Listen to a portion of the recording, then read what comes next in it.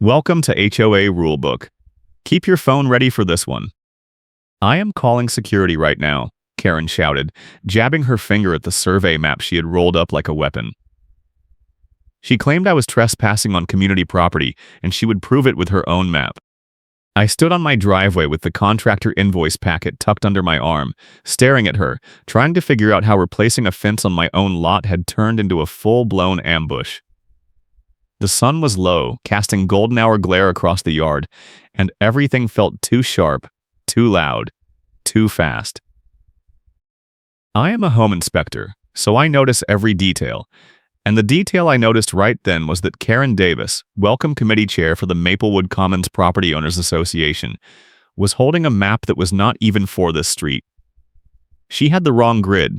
She did not care. She was already dialing someone on her phone. Probably the property manager. Probably the police. Probably anyone who would listen to her scream about my fence before it was even standing. This is Park City, Utah, a neighborhood where deadlines change depending on who is being targeted. I bought this place 3 months ago after my last inspection gig went south and I needed a reset. The house was solid, but the backyard fence was rotted through, leaning like a drunk, so I planned a full rebuild. I pulled permits, hired a contractor, ordered materials. I thought I had done everything right. Then Karen showed up the day the delivery truck pulled in and told me I was in violation of the setback clause, the height restriction, the style guidelines, and something she called the aesthetic continuity standard.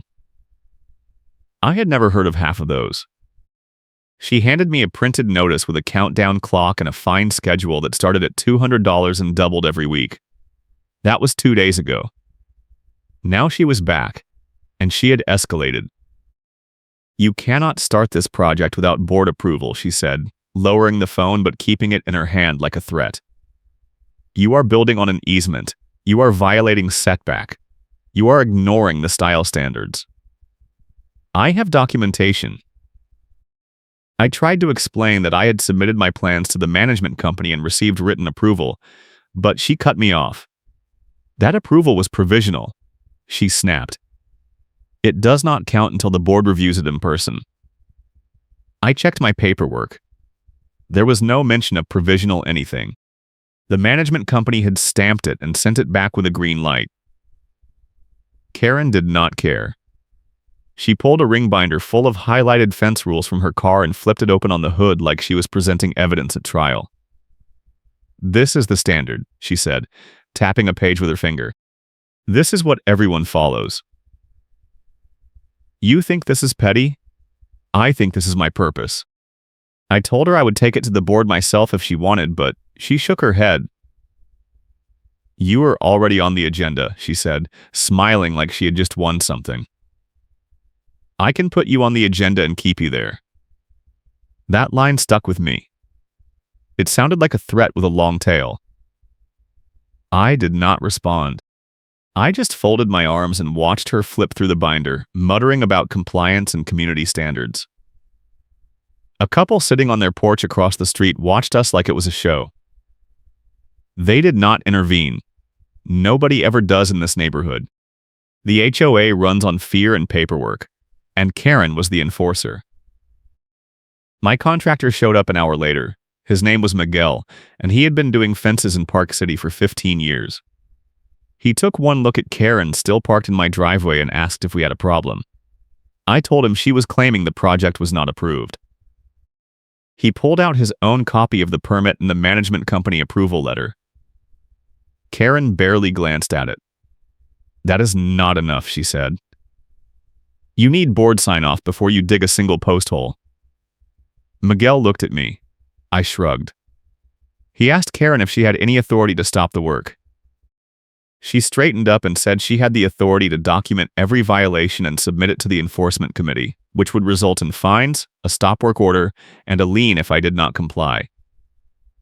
Miguel told her to do what she had to do, and then he started unloading tools. That was the first escalation. Karen pulled out her phone and started taking photos. Not just wide shots of the property, but close-ups of the fence panels, the string line I had set up, the stakes marking the corners, even the contractor truck license plate. She circled the driveway, snapping pictures from every angle, narrating into her phone like she was recording evidence for a trial. "This fence is being installed without board approval," she said into the camera. "The contractor is proceeding despite a documented violation notice. The property owner has been warned." She walked right up to the string line and took a photo from inches away, crouching down like she was a crime scene investigator. Miguel stopped working and watched her. "You are trespassing," he said flatly. She ignored him. I took out my own phone and started recording her. She noticed immediately. "What are you doing?" she demanded. "Documenting," I said. "Same as you." She stood up fast, almost tripping over the string line, and pointed at me. "You are harassing me," she said. "I am documenting a violation." I told her she was on my property without permission and I was documenting that. She opened her mouth to argue, then snapped it shut and walked back to her car. She sat in the driver's seat for 10 minutes, typing on her phone, glancing up every few seconds to glare at us. Miguel shook his head and went back to measuring the post holes. I stayed by the driveway holding my phone, watching her. I knew this was not over. Karen was not the type to back down. She was the type to escalate until she won, or until something broke. The next morning, I woke up to an email from the HOA management company. It was a formal violation notice dated the day before, listing 3 infractions: unpermitted construction, aesthetic non-compliance, and failure to attend a mandatory pre-construction consultation. The fine was $500, due in 7 days, with an additional $200 per week if not resolved. There was a link to schedule a hearing. I read it twice, then checked my records. I had never been told about a pre-construction consultation. The approval letter I received did not mention it. I called the management company and got voicemail. I left a message and sent a follow-up email with scans of my approval letter and permit. No response. I tried again at lunch. Still nothing. By the end of the day, I realized they were dodging me. That was when I knew this was coordinated. I called my ally, a city code enforcement officer named Rachel who I had worked with on a couple of inspection jobs. She knew the Park City zoning rules better than anyone, and she had no patience for HOA overreach. I explained the situation and sent her copies of my paperwork. She called me back an hour later. "Your fence is legal," she said. "The setback is correct, the height is within code, and the style does not require HOA approval under city ordinance. If they are fining you for this, they are bluffing." I asked if she could put that in writing. She said she could, but it would not stop the HOA from continuing the harassment. "They can fine you for anything in their covenants, even if it contradicts city code," she explained. "You would have to challenge it in small claims or arbitration." I thanked her and hung up.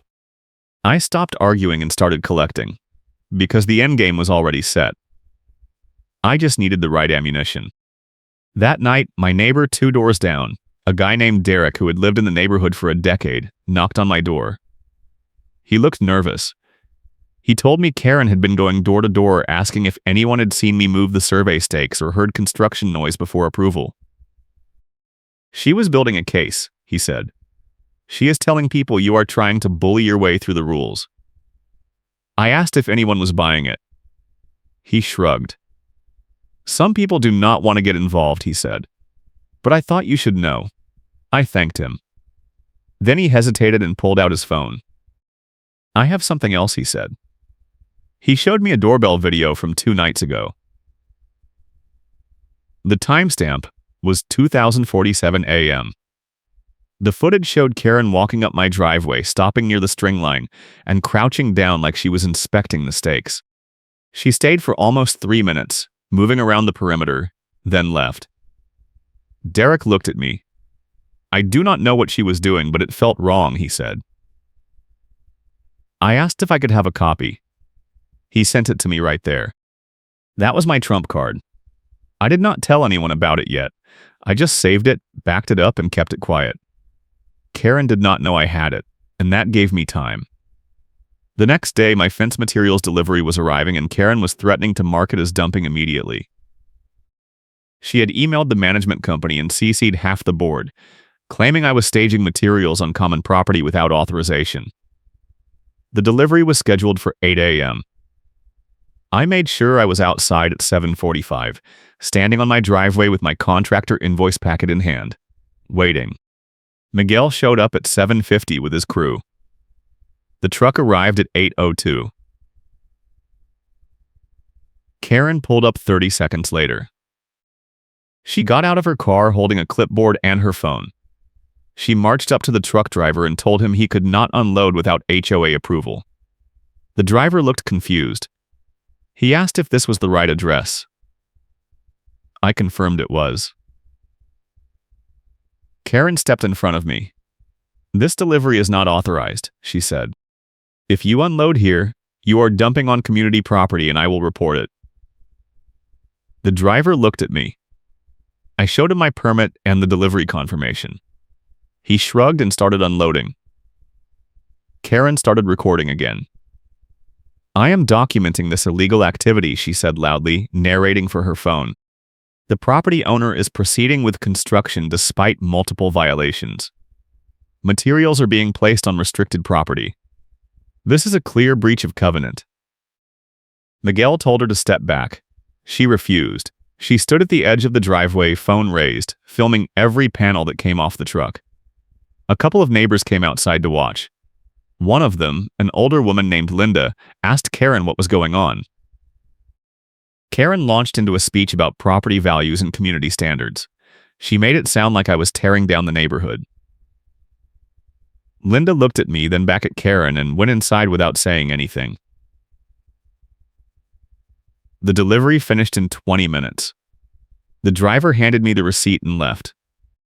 Karen stayed. She walked the perimeter again, taking more photos, this time focusing on where the panels were stacked. One of them was resting against the fence line near a survey stake. She zoomed in on it like she had found evidence of a crime. "This is encroaching on the setback," she said. I told her the panels were temporary and not installed yet. She ignored me. She took a photo of the stack from 3 different angles, then walked back to her car and sat inside typing on her phone. Miguel asked if I wanted him to start digging. I said yes. He brought out the post hole digger and started marking the corners. Karen got out of her car again. She walked straight up to the first marked spot and crouched down, measuring the distance from the property line with a tape measure she had brought. Miguel stopped working. "What are you doing?" he asked. "Verifying compliance," she said. "This post is too close to the line." Miguel looked at me. I pulled out my survey map and showed her the setback was correct. She shook her head.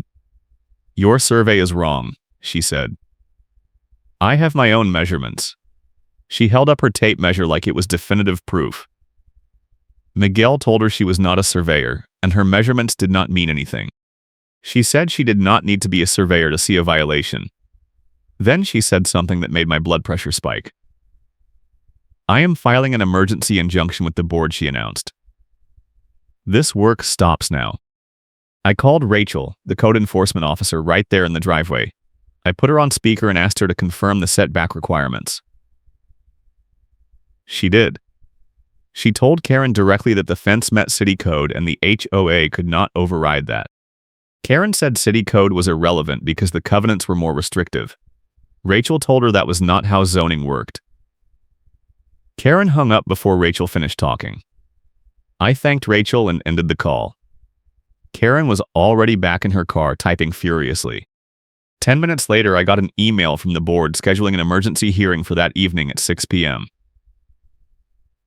The subject line was immediate compliance review.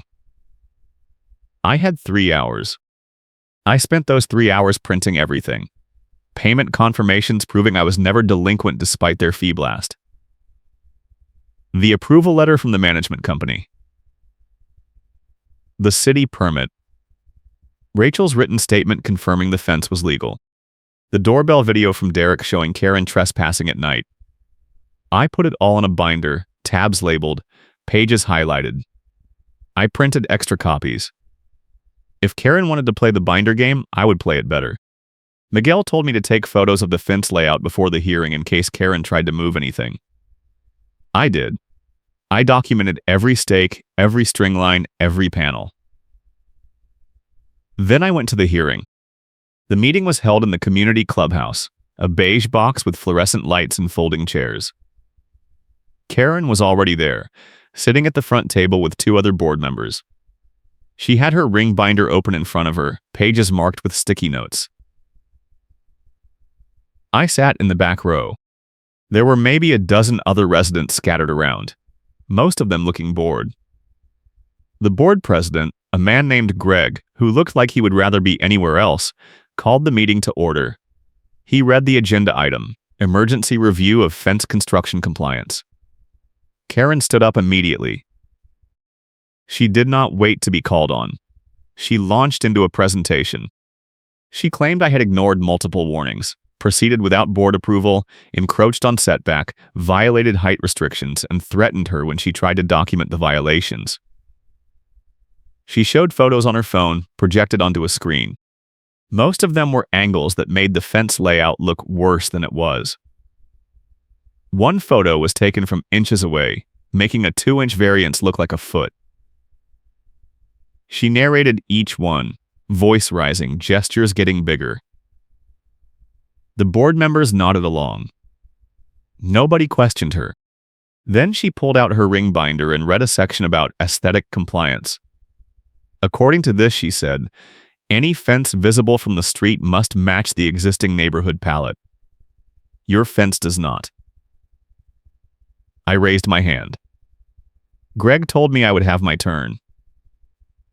Karen kept going. She talked for 15 minutes. When she finally sat down, Greg asked if I wanted to respond. I stood up and walked to the front. I did not have a presentation. I had a binder. I opened it and started handing out copies, one to each board member, one to Karen, and a stack for the audience. Karen looked at the first page and her face went pale. It was the approval letter from the management company, dated 2 months ago, with a signature and a stamp. I explained that I had followed every step, submitted plans, received approval, pulled a city permit, and hired a licensed contractor. I showed Rachel's letter confirming the fence met code. I showed my payment records proving I was current on all fees. Then I showed the doorbell video. I explained that the video showed Karen trespassing on my property at 2:47 a.m., 2 days before the violation notice was issued. I asked why she was inspecting my stakes in the middle of the night. I asked if that was standard procedure. The room went silent. Karen stood up, face red, and said the video was taken out of context. I asked what context made 2:47 a.m. trespassing acceptable. She said she was checking for safety hazards. I asked what safety hazards required a middle-of-the-night inspection. She said I was twisting her words. Greg cut in and said the board would need to review the materials and continue the hearing at a later date. Karen tried to argue. Greg shut her down. The meeting adjourned. Karen cornered me in the parking lot. "You think you are clever," she said. "You think this is over." I told her I thought it was just getting started. She pulled out her phone and waved it at me. "I have more," she said. "I have photos you have not seen. I have witnesses. I have documentation going back weeks. You are going to lose." I did not respond. I just got in my car and left. She stood there in the parking lot, phone in hand, glaring at me until I turned the corner. That night, I got another email. The board had scheduled a follow-up hearing for 2 weeks out.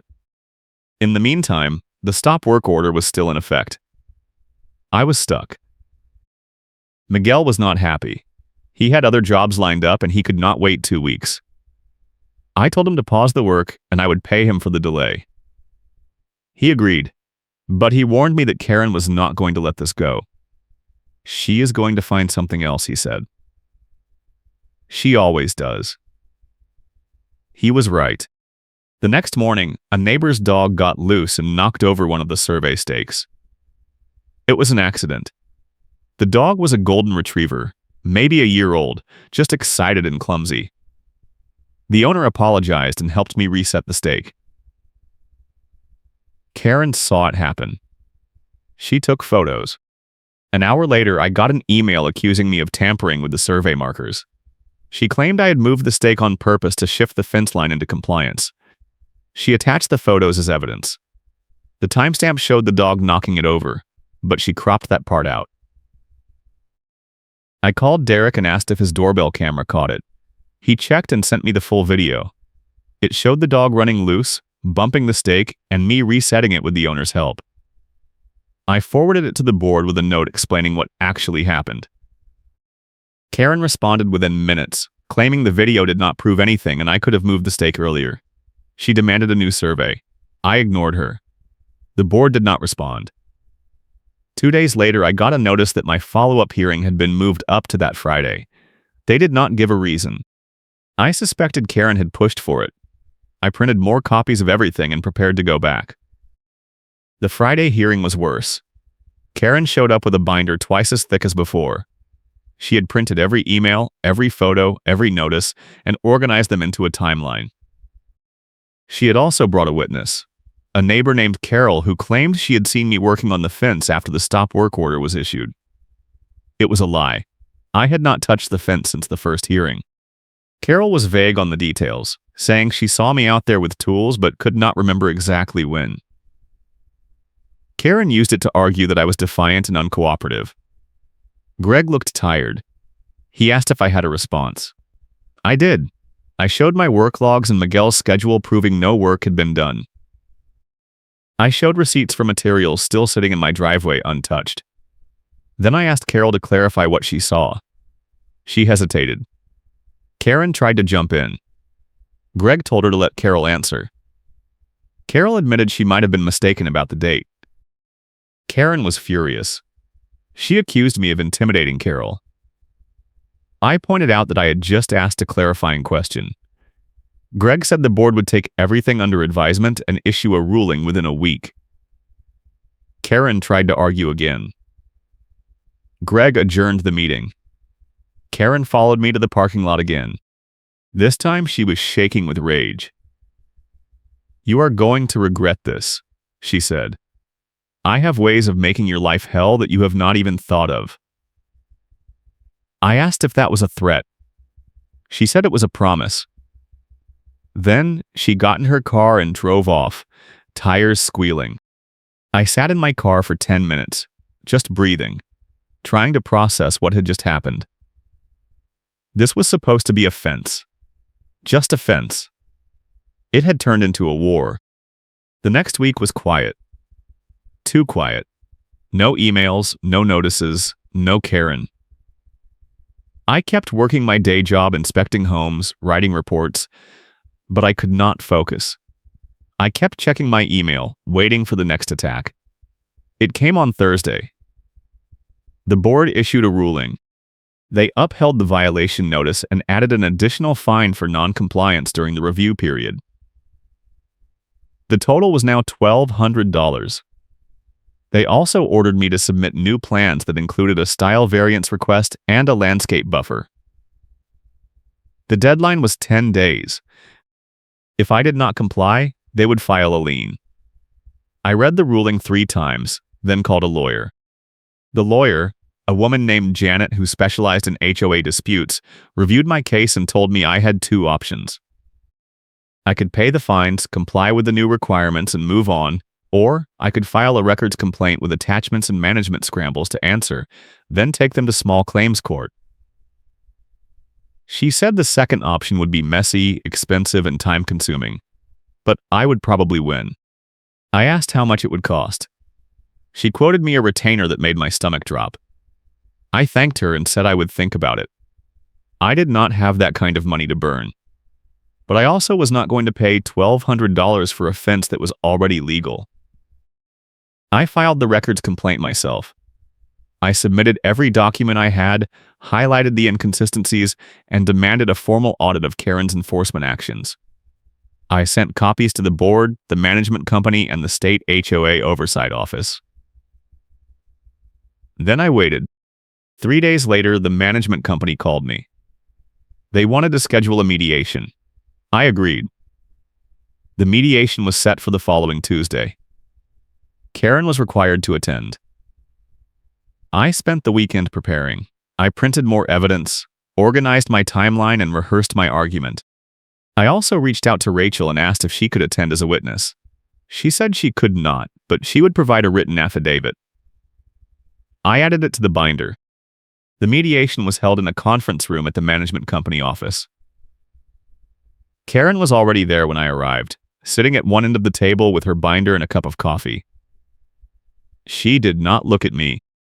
The mediator, a man named Tom who looked like he had done this 1,000 times, explained the process.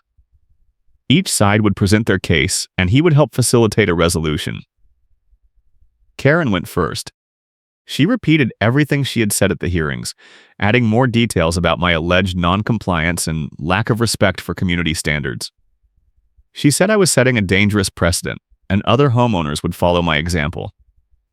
She said the board had a duty to enforce the rules equally. Tom listened without interrupting. Then he asked me to present. I opened my binder and walked through the timeline. I showed the approval letter, the permit, the payment records, the doorbell video, Rachel's affidavit, and the inconsistencies in Karen's enforcement actions. I pointed out that other homes in the neighborhood had similar fences that had never been challenged. I showed photos of 3 other properties with fences that were taller, closer to the street, and in styles that did not match the so-called community palette. I asked why mine was the only one being targeted. Karen interrupted.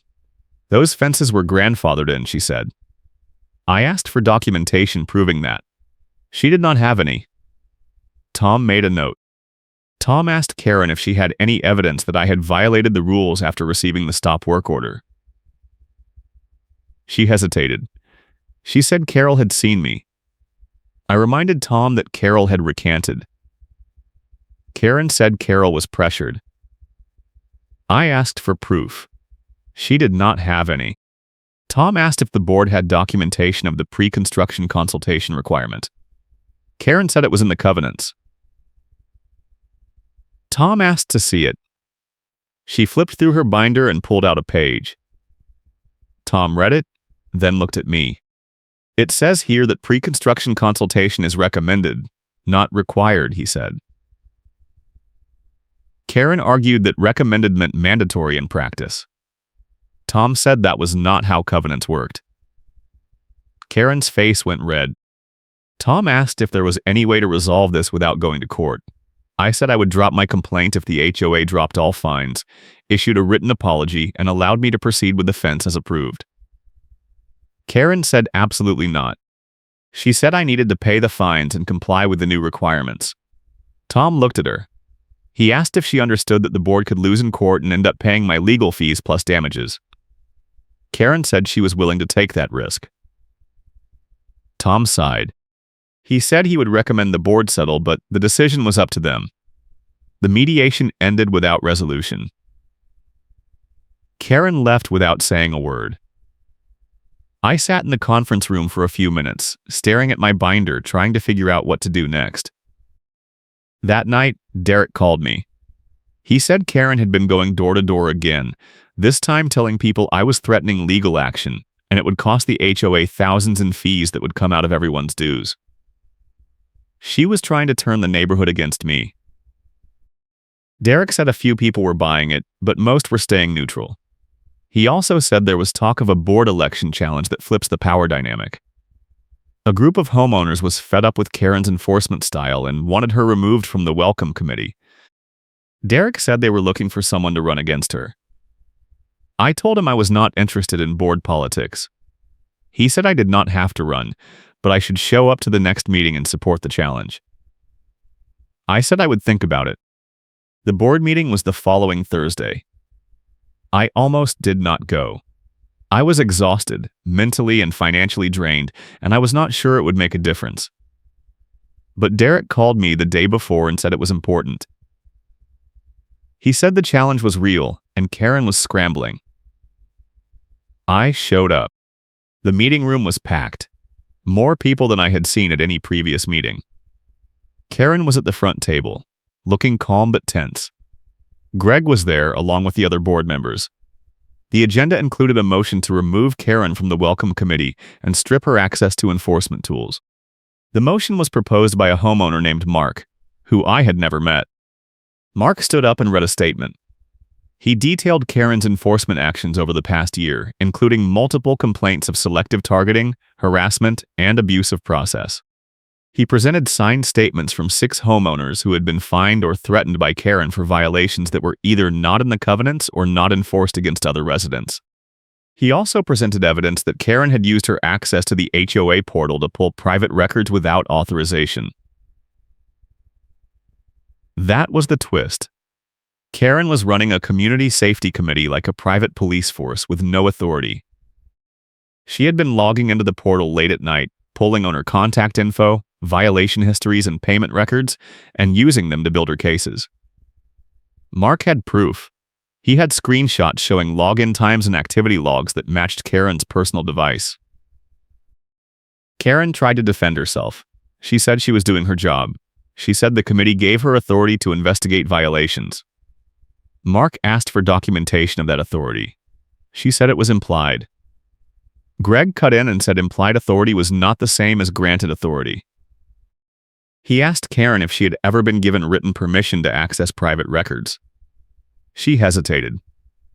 Then she said she did not need permission because she was acting in the interest of the community. Greg told her that was not an answer. The room erupted. People started shouting questions. Someone asked if Karen had pulled their records. Someone else asked if she had shared private information with third parties. Karen tried to shout over them. Greg banged a gavel and called for order. Greg called for a vote on the motion. Karen demanded a chance to respond. Greg said she had already responded and the vote would proceed. The motion passed 4-1. Karen was the only no vote. She was stripped of her welcome committee role and her access to the portal admin tools. She stood up, face red, hands shaking, and said this was a witch hunt. She said the board was caving to pressure from rule breakers. She pointed at me. This is because of him, she said. He started this. He threatened me, he harassed me, and now you are rewarding him. Greg told her the decision was final. Karen grabbed her binder and walked out. The room was silent for a few seconds. Then someone started clapping. Others joined in. It was not a celebration, just relief. The board issued a new ruling the next day. They dropped all fines related to my fence and approved my plans as originally submitted. They also issued a written directive banning retaliatory enforcement actions, with penalties for violations. I got a call from the management company apologizing for the confusion and confirming that my project could proceed. Miguel was back the following Monday. We started digging post holes that afternoon. Karen drove by twice but did not stop. By the end of the week, the fence was halfway up. It looked good. Better than good. It looked exactly like I had planned. But Karen was not done. A week later, I got a notice in the mail. It was from a law firm representing Karen personally. She was filing a defamation suit, claiming I had damaged her reputation by making false accusations at the board meeting and in the mediation. The suit demanded $50,000 in damages. I read it twice, then called Janet, the HOA lawyer. She reviewed the notice and said it was a slap suit, designed to intimidate and force a settlement. She said I could fight it, but it would cost money. I asked how much. She said at least $5,000 up front. I did not have it, but I also was not going to roll over. I filed a response myself, citing the evidence I had already presented and arguing that everything I said was true and supported by documentation. I also filed a cross-complaint for harassment and abuse of process. The case dragged on for 2 months. Karen's lawyer sent threatening letters.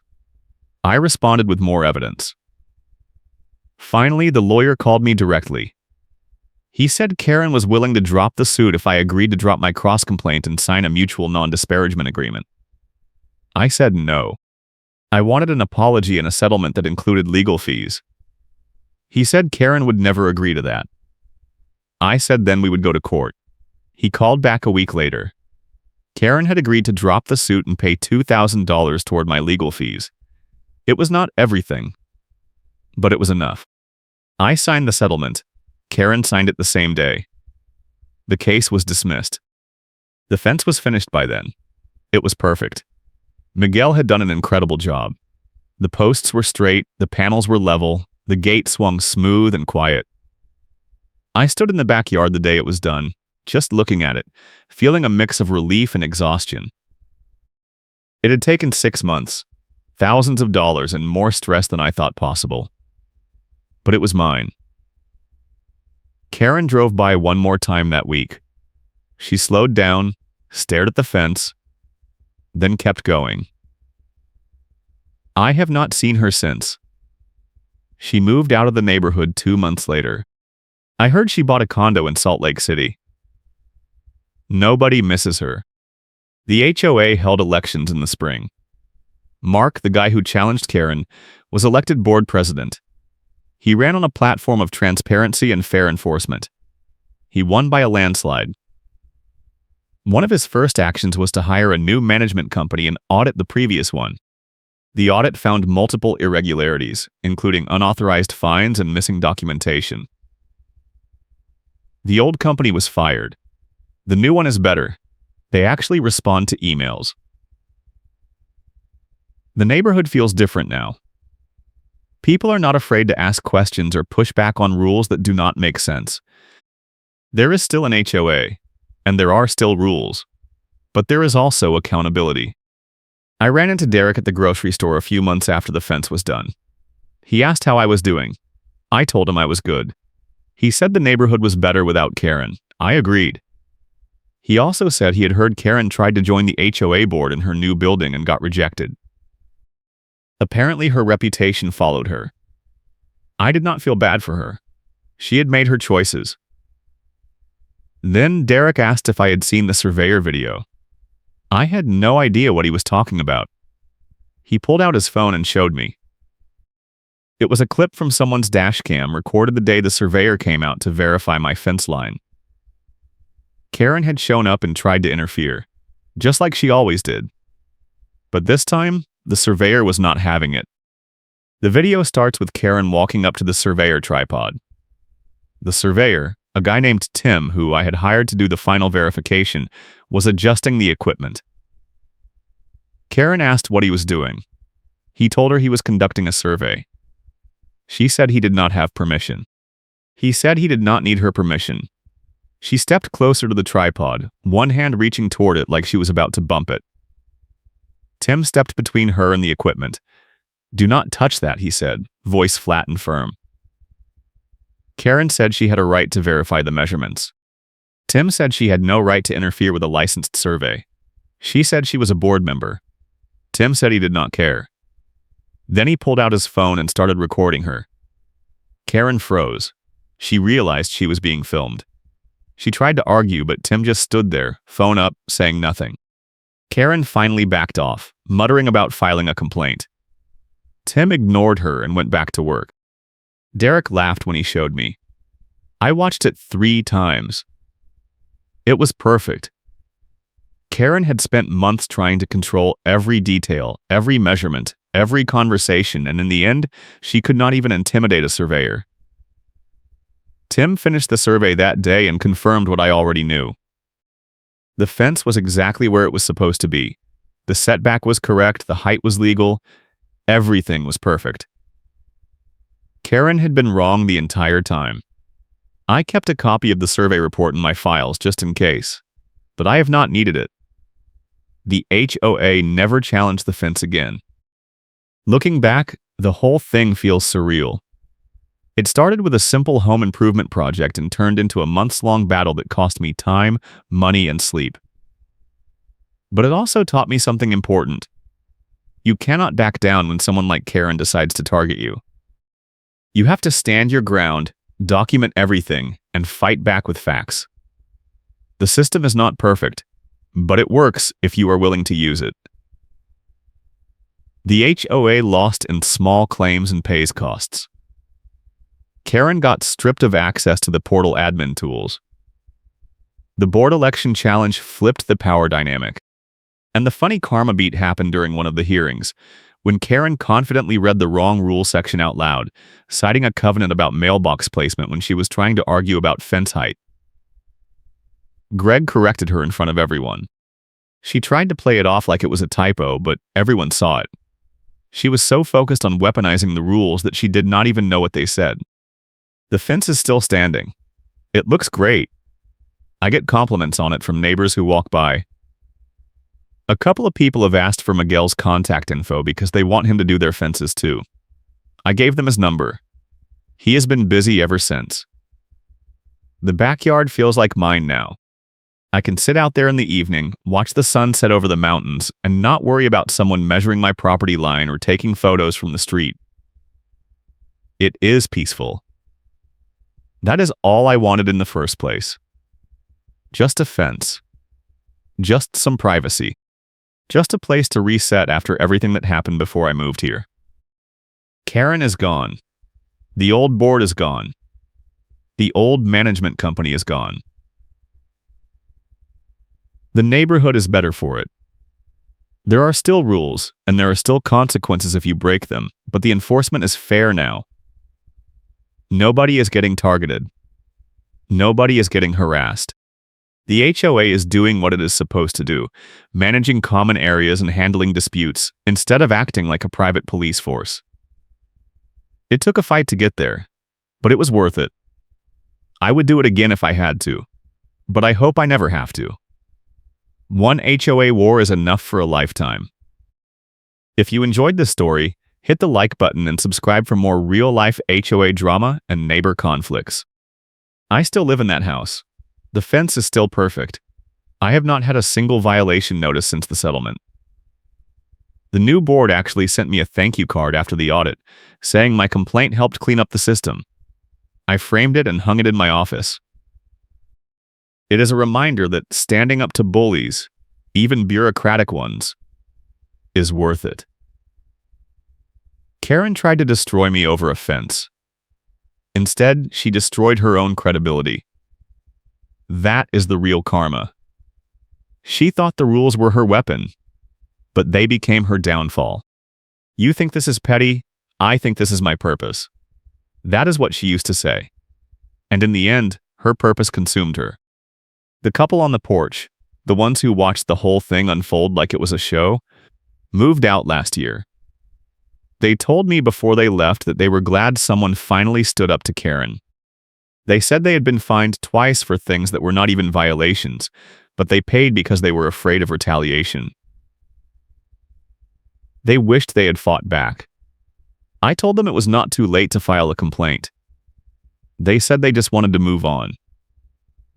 I understood. Not everyone has the energy or the resources to fight. But someone has to, or people like Karen just keep winning. My job as a home inspector keeps me busy. I see HOA horror stories all the time now. Buyers ask me about covenant enforcement before they close. I tell them to read every word, ask questions, and get everything in writing. I tell them to document everything from day one. I tell them that an HOA is only as good as the people running it, and if those people are vindictive or power-hungry, your life can become a nightmare.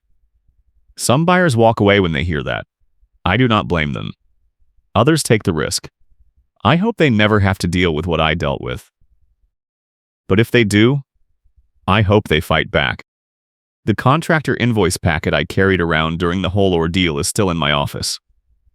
It is a reminder of how important documentation is. Every receipt, every email, every timestamp matters. That packet, combined with the doorbell video and the survey report, is what won the case. Without it, I would have lost. Karen would have buried me in fines and legal fees until I gave up. That is her playbook. She counts on people not having proof, not having the patience, not having the will to fight. But I had all three. And I had allies. Rachel, the code enforcement officer. Derek, the neighbor with the doorbell camera. Miguel, the contractor who refused to be intimidated. Even Tim, the surveyor who shut Karen down in real time. They all played a part. The 2x4 fence rail with the splintered edge is still in my garage. I kept it as a souvenir. It was the first rail Miguel pulled off the old fence, and it represents everything that was wrong with the place when I bought it. The old fence was rotted, leaning, dangerous. The new fence is solid, straight, safe. That is the difference between letting things fall apart and taking action to fix them. Karen wanted to stop me from fixing it. She wanted to keep me stuck in decay. But I did not let her. I rebuilt. I moved forward. And now I have something that is going to last. The golden hour glare with long shadows across the yard is still my favorite time of day. I sit on the back deck with a drink and watch the light shift. It is the same light that was there during the worst of the fight, but it feels different now. Calmer. Cleaner. Like the chaos has been washed away. Karen is gone. The stress is gone. The fear of random fines and midnight inspections is gone. What is left is just a house, a fence, and a quiet evening. That is all I ever wanted. Keep your cool, and I will see you next time.